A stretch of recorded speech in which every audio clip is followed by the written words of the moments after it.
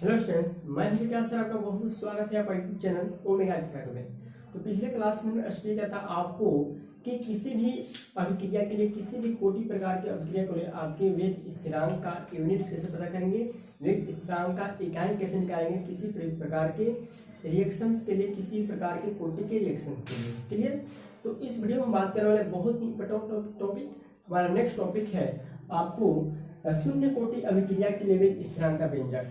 ठीक है, यानी कि शून्य कोटि अभिक्रिया के लिए आप बल गतिकी कैसे निकालेंगे, शून्य कोटि अभिक्रिया के लिए व्यंजक कैसे प्रतिस्थापित करेंगे, व्यंजक कैसे प्रतिस्थापित करेंगे, ये हम बात करने वाले हैं। तो पिछले क्लास वाला वीडियो अगर नहीं देखे हैं कि कैसे हम शॉर्टकट में आपको किसी भी कोटि के लिए वेग स्थिरांक का आपको यूनिट्स कैसे निकाल सकते हैं, मात्रा कैसे निकाल सकते हैं, तो इस वीडियो के लिंक में डिस्क्रिप्शन मिल जाएगा, आप जाकर देख सकते हैं, जो आपको बहुत ही बेहतर कंसेप्ट के साथ है और वो आपको VVI क्वेश्चन भी मैंने आपको बताया है। क्लियर? तो चलिए आज हमारा टॉपिक है आपका शून्य कोटि अभिक्रिया के लिए वेग स्थिरांक की गणना कैसे करें, वेग स्थिरांक का व्यंजक कैसे प्राप्त करें, देखते हैं। अभी तक आप चैनल को सब्सक्राइब नहीं किया तो चैनल को सब्सक्राइब करेंगे और लाल कलर को दबाकर चैनल को सब्सक्राइब कर बेल आइकन को प्रेस करेंगे ताकि वीडियो को नोटिफिकेशन आप तक हमेशा पहुंचता है। चलिए क्वेश्चन देखिए। क्वेश्चन लिखा है कि शून्य कोटि अभिक्रिया के लिए वेग स्थिरांक का व्यंजक प्राप्त करें। शून्य कोटि अभिक्रिया के लिए वेग स्थिरांक क्या करें, व्यंजक प्राप्त करें। तो कैसे प्राप्त करेंगे? तो सबसे पहले हम जानते हैं कि शून्य कोटि जो अभिक्रिया, जीरो ऑर्डर जो रिएक्शंस होता है वो क्या आता है। हमने बताया था कि आपको रिएक्शंस में कि शून्य कोटि की अभिक्रिया वैसी अभिक्रिया होती है जिसकी दर जो है अभिकारक की सांद्रता पर निर्भर नहीं करती है। क्लियर? हमने आपको बताया था कि शून्य कोटि की अभिक्रिया क्या होती है कि वैसी अभिक्रिया है जिसकी दर जो है अभिकारक की सांद्रता पर क्या करती है, निर्भर नहीं करती है। शून्य कोटि की, यानी कि पहले हम क्या करेंगे, शून्य कोटि की अभिक्रिया को लिखेंगे। क्या करेंगे? शून्य कोटि की अभिक्रिया को लिखेंगे, यानी कि जो दर होगा अभिकारक की सांद्रता के आपको शून्य घातांक के, ठीक है, शून्य घातांक क्या होता है, समानुपाती होता है। यानी ऐसे हम लिखेंगे कि दर बराबर लिखेंगे के इंटू ए के पावर 9। क्लियर? यही आपका होता है शून्य कोटि अभिक्रिया के लिए कि वेग बराबर के इंटू ए के पावर 9, यानी कि इसको हम ऐसे भी लिख सकते हैं, दर बराबर के इंटू ए के पावर 9 होता क्या होगा, 1। क्लियर? किसी भी चीज के ऊपर अगर का हो ए हो, उसके ऊपर क्या हो, 0 हो, तो उसका वैल्यू कितना होता है, 1 होता है। यानी कि ऐसे हो जाएगा दर बराबर माइनस, ठीक है, माइनस dA बटा dt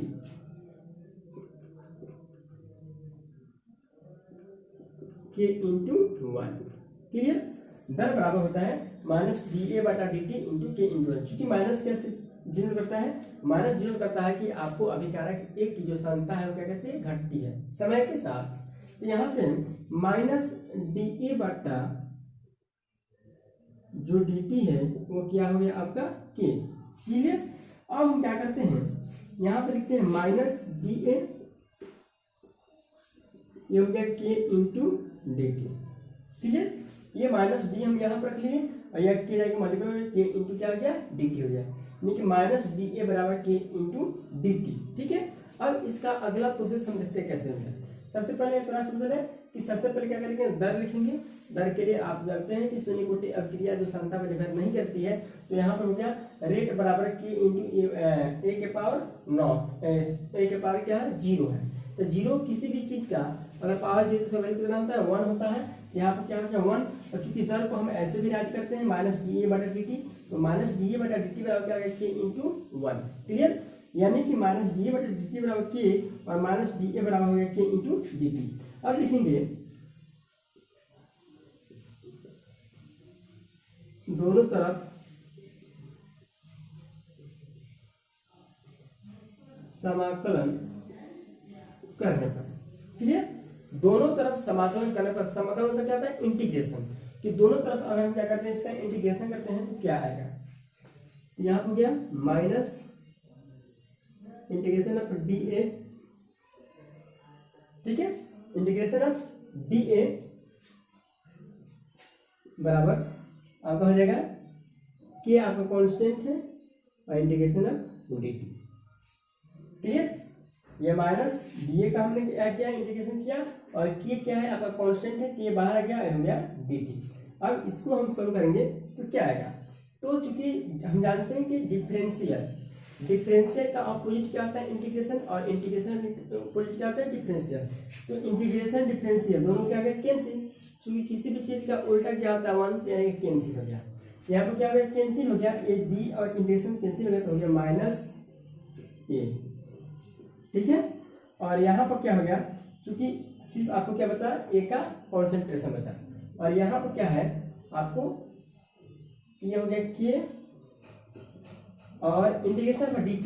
तो dt का इंटीग्रेशन क्या होता है, dt का इंटीग्रेशन क्या होता है, t होता है, तो हो गया t प्लस सी, यानी कि हो गया माइनस ए का सानता के टी प्लस क्या हो गया सी, इसको मानेंगे इक्वेशन फर्स्ट, ठीक है। यानी कि ए की जो सानता है, क्लियर, वो हो गया के टी प्लस सी, जहां सी जो है, जहां सी जो है आपका क्या होता है, समाकलन स्थिरांक होता है।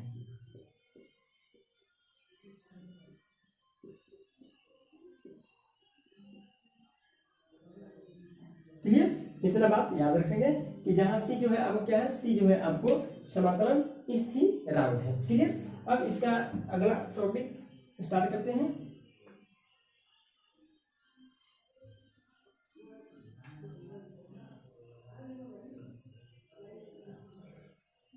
अब लिखेंगे जब t बराबर 0, तो यह जो सानता है वह क्या हो जाएगा, a 0 पर इतना हो जाएगा। जब हम मानते हैं t बराबर क्या मानते हैं, 0, यानी कि 0 टाइम लगा हो, तो उस समय एक की सानता जो है इतना हो गई। क्लियर, यह सानता जो है आपको इतना हो जाती है। तो इसको अब हम क्या करते हैं, पुट करते हैं, यानी ये वाला जो पोर्शन है यहाँ हम क्या करेंगे, पुट करेंगे, यानी समीकरण 1 में चलते हैं, समीकरण 1 से, यानी कि जब t बराबर 0, तो यह जो है क्या इसके इक्वल हो गया, तो इसके जब हम क्या रखेंगे, माइनस इतना, तो हो गया माइनस 0 के टी प्लस सी। क्लियर। और k इंटू, और t का वैल्यू क्या है, t का वैल्यू क्या है, यहाँ पर t का वैल्यू 0 है, तो यहाँ पर हो गया g, 0 हो गया, यानी कि हो गया माइनस इतना बराबर 0 प्लस सी, इसलिए c बराबर क्या है, c बराबर हो गया माइनस इतना।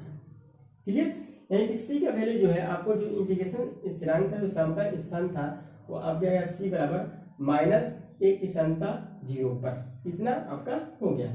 अब ये वाला वैल्यू जो है, ये वाला जो वैल्यू है, इसमें हम क्या करते हैं, पुट कर देते हैं।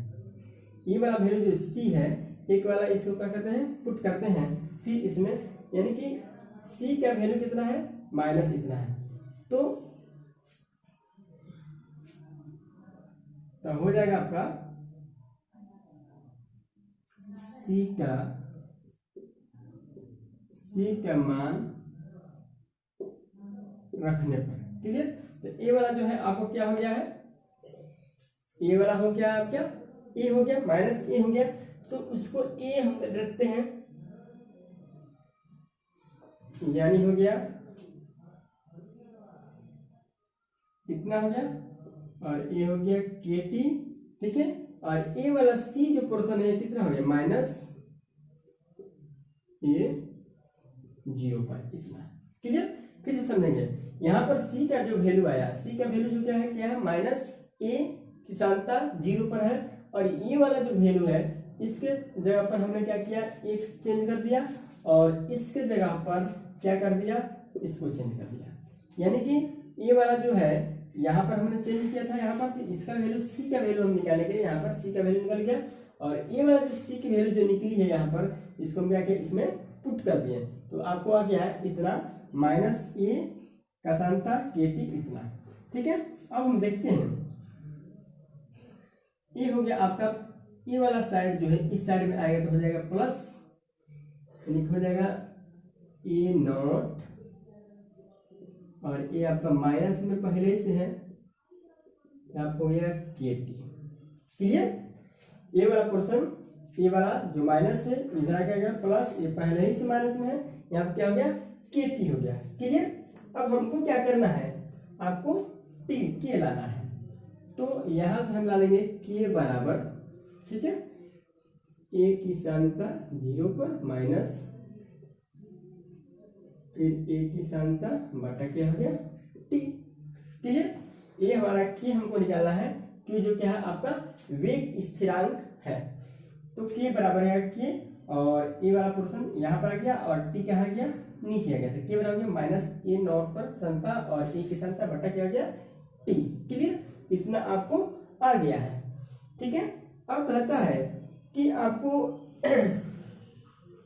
इक्वेशन जो 2 आया था हमारा, इसको इक्वेशन हम क्या मानते हैं 2 मानते हैं।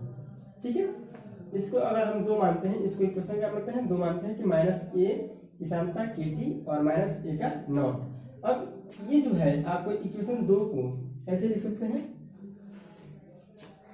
लिखेंगे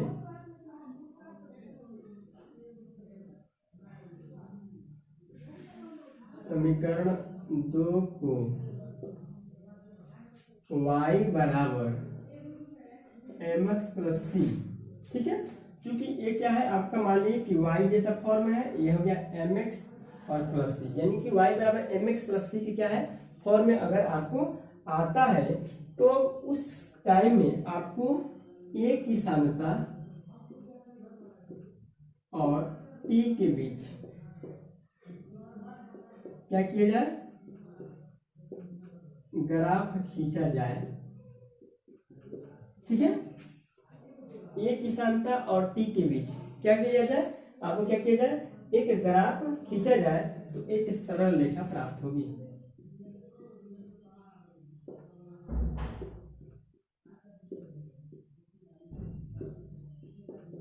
एक सरल रेखा प्राप्त होगी।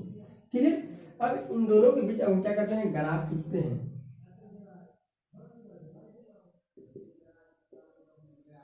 यहाँ पर हम कुछ भी मान सकते हैं, यहाँ पर कुछ भी हम मान सकते हैं। तो ये वाला क्या है आपका सांद्रता है, ये वाला क्या है आपको सांद्रता है, ये वाला क्या है आपको समय है। ठीक है, इसके बीच अगर हम ग्राफ खींचते हैं तो क्या आता है, एक सरल रेखा आता है जो यहाँ से मान लीजिए यहाँ से आ जाता है, ये हो गया x O, ये हो गया y। क्लियर? और ये हो गया PQ, यहाँ पर बन रहा है थीटा। क्लियर? और इससे क्या निकल रहा है आपको, इसे आपको निकलेगा K, जो इसको माइनस क्या कहेंगे, ढाल कहेंगे, स्लोप कहेंगे। क्या कहते हैं, इसको स्लोप निकाल सकते हैं, इसके माध्यम से हम स्लोप निकाल सकते हैं। यानी कि इसको ऐसे भी लिख सकते हैं हम,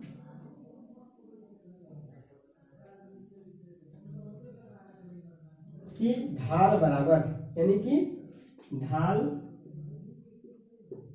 स्लोप यानी कि tan थीटा बराबर। ठीक है, इसको अगर थीटा मानते हैं, इसको मानते हैं थीटा, तो लंब क्या आ गया PQ और क्या आ गया OQ। तो इसका फॉर्मूला आ गया माइनस, ठीक है, OP बटा OQ। ठीक है, यानी माइनस आपका क्या हो गया K। ठीक है, यानी कि K बराबर हो गया माइनस tan थीटा, और माइनस tan थीटा का मतलब क्या हो गया OP बटा OQ। ठीक है, K बराबर हो गया माइनस tan थीटा और हो गया OP बटा OQ। यानी कि अगर इसको हम क्या करें, इसका हम क्या है, अगर ढाल पता रहे तो वेग स्थिरांक का मान ज्ञात किया जा सकता है। यानी कि ढाल ज्ञात करने पर, अगर ढाल अगर आपको पता है,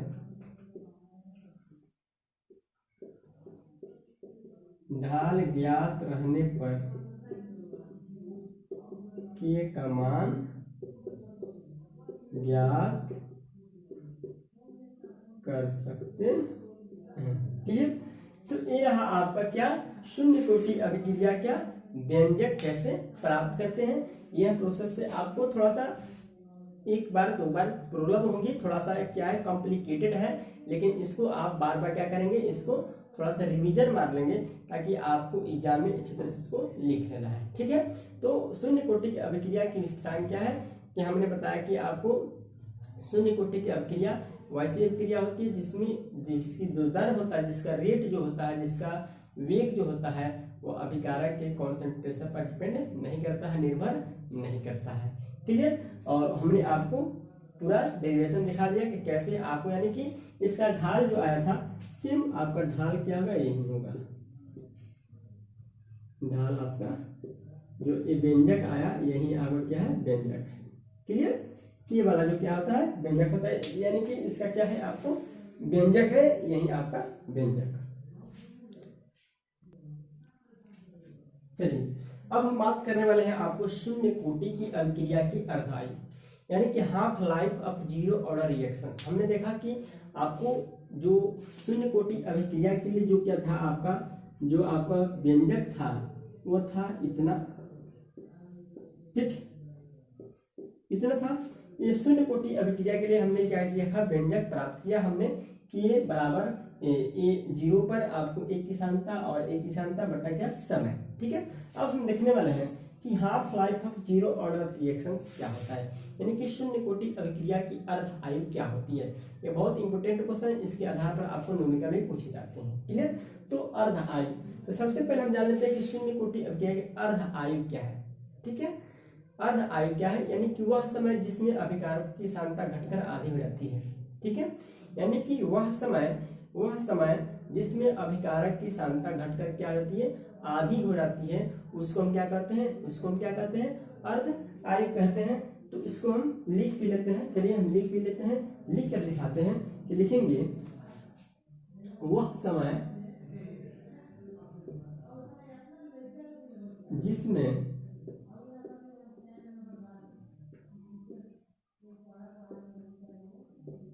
अभिकारकों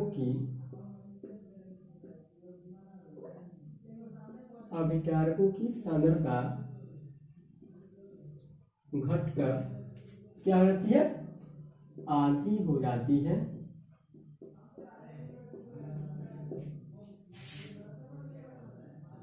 ठीक है, अर्ध आयु कहलाती है।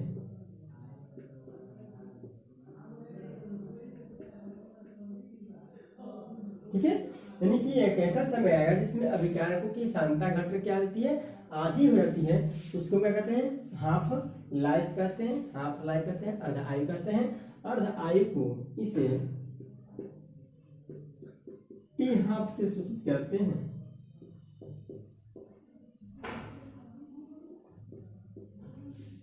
क्लियर, यानी कि इसे हम टी हाफ से क्या करते हैं, सूचित करते हैं। आप देखेंगे कि इसका क्या रिलेशन है, किसके शून्य कोटि अभिक्रिया के व्यंजक से कैसे इसको प्राप्त करेंगे, कैसे कन्वर्ट करेंगे। तो लिखेंगे हम, चूंकि जानते हैं कि के बराबर ए नॉट ए जीरो पर और ए हो गया इतना बटा टी। क्लियर। पहले आपको टाइम पहले पूरा था, समय पूरा था, तो उसमें आपको शून्य कोटि अभिक्रिया को जो व्यंजक है के है, वेग स्थिरांक का जो व्यंजक है वो आपका इतना था। लेकिन अब कह रहा है कि आपकी जो काल है, जो टाइम है वो क्या होगा, आधा होगा। तो लिखेंगे जब t बराबर 0 तो आपको जो a है वह इतना हो जाएगा। क्लियर। कहता है कि जब t आपका क्या है 0 है तो a की सांता जो है 0 पर आपका इतना आधा हो जाएगा। क्लियर। जब a की सांता आपकी क्या है 0 है, t जब क्या होगा, समय क्या होगा 0 नहीं थी, t यहाँ क्या होगा, हाफ होगा। जब समय क्या होगा आपको आधा होगा, समय क्या होगा आधा होगा, समय क्या होगा आधा होगा। ठीक है, यहाँ पर 0 नहीं होगा, समय क्या होगा आधा होगा, समय क्या होगा हाफ होगा। तो आपको जो एक की सांता है वह 0 पर आपको क्या हो गया, आधा हो जाएगा। क्लियर। अब इसको हम क्या करते हैं, पुट करते हैं, इसलिए के बराबर ये हो गया 0 पर, और ए वाला जो पोर्शन है, ए वाला कितना बराबर है, इतना का बराबर हो गया बटा 2 बटा हमारा क्या है टी। क्लियर? ठीक है, ये हमारा क्या है टी, और टी चूंकि क्या हो गया है आधा हो गया है, इसलिए हम यहाँ पर क्या राइट करेंगे टी हाफ राइट करेंगे। क्लियर? ये टी जो पहले क्या था कंप्लीट था, लेकिन अब टी क्या हो गया हाफ हो गया। अब इसको सोल्यूशन करेंगे तो हो जाएगा के बराबर, ये 2 से इसमें मल्टीपल हो जाएगा तो 2a, फिर यहाँ हो गया बाई 2, यहाँ पर क्या होगा टी हाफ। क्लियर? यानी यहाँ से के बराबर, ये 2 में से एक गया तो क्या हो गया 1 हो गया। ठीक है, और ये 2t हाफ। क्लियर? यानी इसलिए टी हाफ बराबर हो गया 1 की सानता 0 पर बटा 2 के। क्लियर? टी हाफ जो हो गया, ठीक है, टी हाफ जो हो गया 1 की सानता 0 पर बटा क्या हो गया 2 की हो गया। ठीक है, यानी वेग इस तरह का क्या हो गया गुणा हो गया, यानी कि टी हाफ जो है 1 की सानता आपको 0 पर, और इसको क्या हो गया आपका 2 की हो गया। ये आपका हो गया शून्य कोटि की अभिक्रिया के लिए व्यंजक। ठीक है, यानी कि शून्य कोटि अभिक्रिया के लिए आपको जो क्या है वेग स्थिरांकीय है और टाइम के साथ क्या रिलेशन है, टी हाफ बराबर 1 की सानता 0 पर बट्टा क्या हो गया आपका 2 के। ठीक है, यानी कि आपका क्या है ये क्या है कि आपका क्या है कि आपका क्या है वेग स्थिरांक है।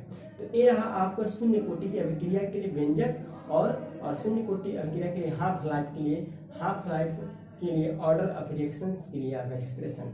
ठीक है, तो वीडियो अच्छा लगा तो लाइक करें, और इसी तरह आप वीडियो देखना चाहते हैं, अगर आप डेली कंसेप्ट लेना चाहते हैं केमिस्ट्री का क्लास 2 केमिस्ट्री का टॉपिक वाइज चैप्टर वाइज, तो अभी तक चैनल को सब्सक्राइब नहीं किए हैं तो लाल बटन को दबाकर चैनल को सब्सक्राइब करेंगे और बेल आइकन को प्रेस करेंगे ताकि वीडियो को नोटिफिकेशन आप तक हमेशा पहुंचता रहे और आप घर बैठे बेस्ट स्टडी के साथ बेस्ट कंसेप्ट के साथ टॉपिक वाइज चैप्टर वाइज आप सोल्यूशन कर सकें, वीडियो को डेली वॉच कर सके और दोस्तों में जरूर शेयर करिएगा ताकि वो भी इस वीडियो का लाभ ले सके।